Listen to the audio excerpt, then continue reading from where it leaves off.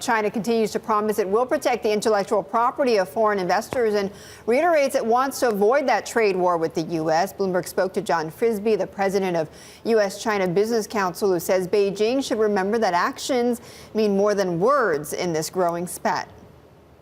You know, a few weeks back, there were tariff actions taken on steel and aluminum, and there was a lot of initial discussion in the media about is this starting a trade war with China.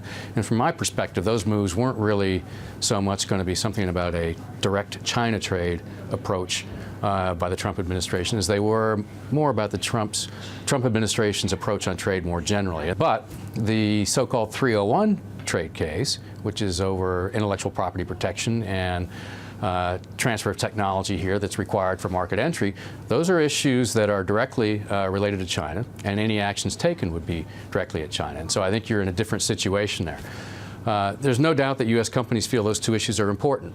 Intellectual property protection is something that needs to be further improved, and for the technology transfer issues, it's not something that every American company faces, but the ones that do tend to be in sectors that are more strategic.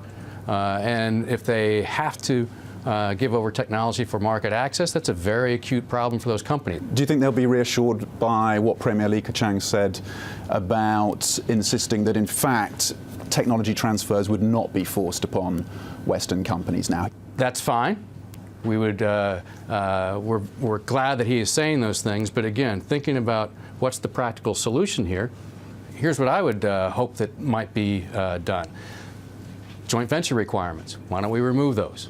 If companies can invest in on 100% and not have to have a partner, then that's something that would remove some of the leverage that might give the government the ability to force technology transfers. Or on the licensing side, in order to get a license, if the government has to approve it, that's another way that there might be leverage to require a company to bring over more technology than they would like to. So those are the kinds of practical focus solutions that we would be looking for that would actually address the problem. Do you think President Xi being able to potentially rule for life, is that a short-term positive for investors in the China market or a longer-term significant risk? As I mentioned, there's uncertainty about China's policy direction. We've heard a lot about reforms, haven't seen much action yet, and that's undermining confidence for the business community as well. What matters is for China to start moving forward with actual reforms, implementation, if you will. That's the biggest thing. Do you think that centralized leadership allows China to be able to do that now? It could. But we'll have to see how they roll things out. And I'll give you an example. One of the big issues for companies operating here is regulatory uncertainty or regulatory inconsistency. Rules being interpreted or implemented in different ways, maybe across agencies or maybe across localities. And if centralization would result in less of that regulatory inconsistency, that could be a positive thing. So we're going to have to start looking at what are the results of what we've seen happen over the past 2.5 weeks here.